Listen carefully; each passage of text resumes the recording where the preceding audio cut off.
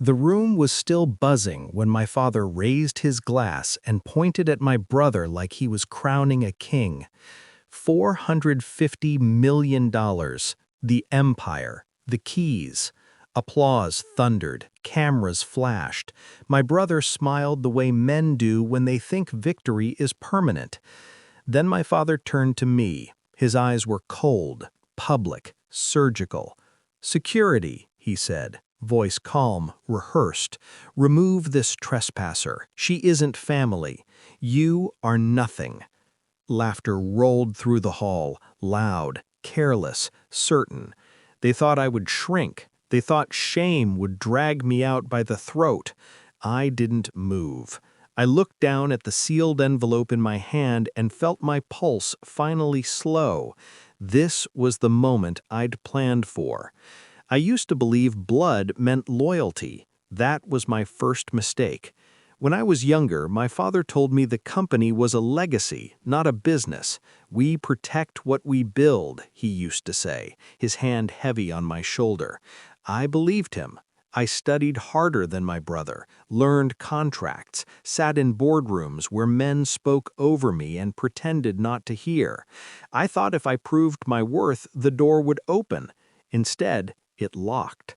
My brother was charming, loud, easy to love. I was quiet, precise, inconvenient. I asked questions. I noticed numbers that didn't add up. I noticed when assets quietly moved offshore. I noticed when my father stopped inviting me to meetings I used to run.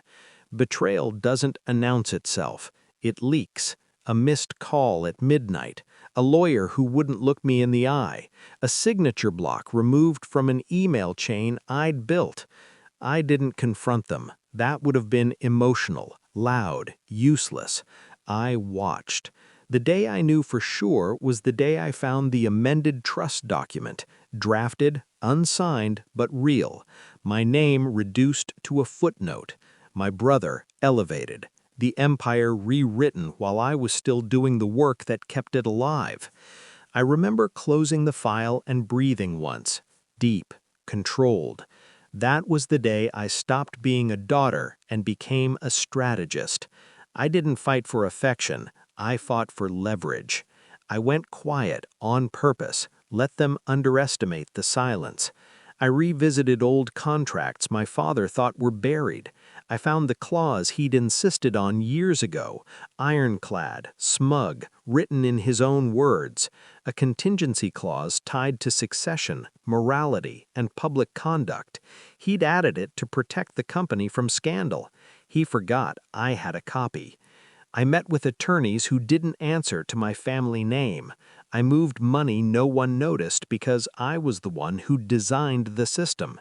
I documented everything, every irregular transfer, every falsified valuation, every promise broken.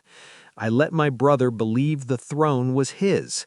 Timing matters in revenge. You don't strike when you're angry, you strike when they're comfortable. So I waited for the retirement party, the grand exit, the cameras, the speeches about legacy and honor. I knew my father needed an audience. He always did.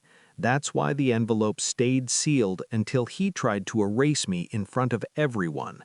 "Escort her out," my father repeated, irritated now. Security stepped closer. I raised one finger, not at them, at him. "I just need 1 minute," I said. My voice didn't shake. That surprised the room. He scoffed. "You have nothing." I smiled. Just enough. I broke the seal. Paper sounds loud in a silent room. "I'm invoking Clause 17B," I said, reading slowly. "The morality and succession safeguard you personally drafted. Any transfer of control executed through misrepresentation or coercion is null. Ownership reverts pending independent review." Faces shifted. Confusion first, then fear. My father's smile cracked. My brother's hands clenched. I kept going. "I've already filed," I said, "with evidence, financial records, emails, witness statements. The board received copies an hour ago. So did the regulators." The laughter died mid-breath. My father stepped forward, voice low. "You wouldn't." I met his eyes. I had never felt calmer. I already did.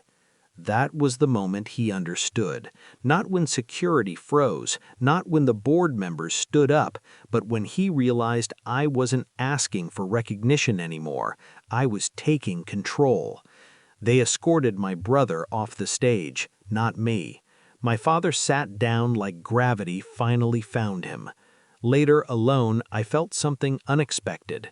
Not joy, not rage. Relief. I didn't destroy the empire. I corrected it. I didn't take revenge with noise or tears. I used the rules he taught me, the ones he thought I'd never dare use against him. I didn't need their laughter to stop. I needed the truth to speak, and it did. Now, when people ask why I didn't walk out that night, I think of the envelope in my hand. I think of how silence can be louder than applause.